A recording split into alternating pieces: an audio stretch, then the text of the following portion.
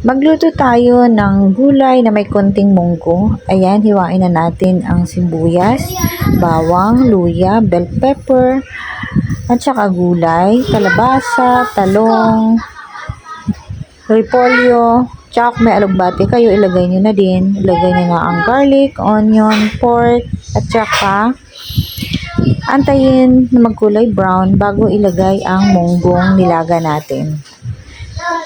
Tapos, pagkatapos niyan, ilagay na natin ang lemongrass, ginger, onion, at saka North pork cubes. Squash unahin na natin at lagyan ng kunting asin.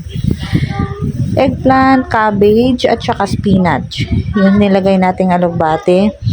Tapos, antayin hanggang sa maluto siya. Ayan, ready to serve na. At kanin na lang yung kulang. Happy eating, guys. Ito yung tinatawag na gulay na may konting munggo.